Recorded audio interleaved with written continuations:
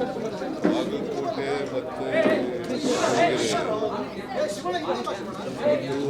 High command ತೀರ್ಮಾನ ಮಾಡೋದು.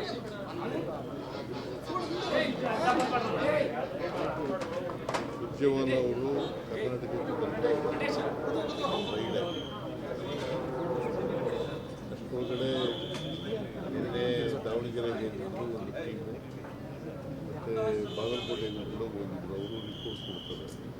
Report ಆಧಾರದ ಮೇಲೆ ನಾನು ಕೆ ಚರ್ಚೆ ಮಾಡಿ ಸುರ್ಜೇವಾಲ ಜೊತೆ ಮಾತಾಡಿ ಕಡೆ ಭೇಟಿ ಕುಟುಂಬ ಭೇಟಿ ಮಾಡಿ ಸರ್. ಇವತ್ತು ನಿಮ್ಮನ್ನ ಭೇಟಿ ಕುಟುಂಬದವರು 3 ಜನ ಟಿಕೆಟ್ ಕೇಳ್ತಾ ಇದ್ರು. ಮಲ್ಲಿಕಾರ್ಜುನ, ಉಮೇಶ ಮತ್ತು ಮಹಾದೇವಿ.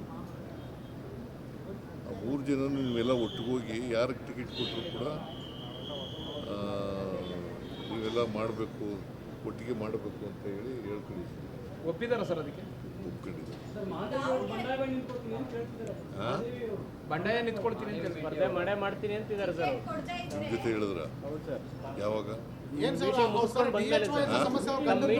ಮುಗಿಸ್ಕೊಂಡು ಬಂದ್ಮೇಲೆ ಏನಂತ? ನಾವೇನೋ ಒಟ್ಟಿಗೆ ಸುದ್ದಿಗೋಷ್ಠಿ ಮಾಡಿ ಅಂತ ಹೇಳಿದ್ರಂತೆ. ಅದಕ್ಕೆ ನಾನು ಒಪ್ಲಿಲ್ಲ ಅಂತ ಹೇಳ್ತಾ ಇದ್ವಿ.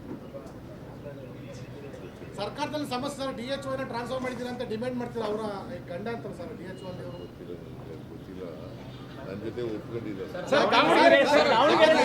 ಮುಖ್ಯಮಂತ್ರಿಗಳ ಒಂದು ಕುಟುಂಬದ ಟಿಕೆಟ್ ವಿಷಯವನ್ನ ವಿಧಾನಸೌಧ 3ನೇ ಮಾಡಲಿ ಸಭೆ ಮಾಡಿದ ಇತಿಹಾಸ ಇದೇ ಪ್ರಥಮ ಬಾರಿ ಸರ್. ಒಂದು ಕುಟುಂಬದ ವಿಚಾರವನ್ನ ತಮ್ಮ ಕಚೇರಿಯಲ್ಲಿ ಸಭೆ ಮಾಡೋದು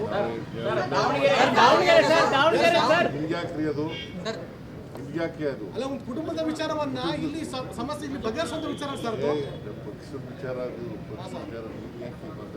ಅಲ್ಲ, ಮಾಡುವಂತ ವಿಚಾರ ಸರ್. ಅದು ನೀನ್ ಯಾಕೆ ಮಾತಾಡ್ತಾ ಮಹತ್ವದ ಸರ್. ಪಕ್ಷದ ವಿಚಾರ, ಮಹತ್ವದ ಪಕ್ಷದ ವಿಚಾರ, ಪಕ್ಷದ ವಿಚಾರ.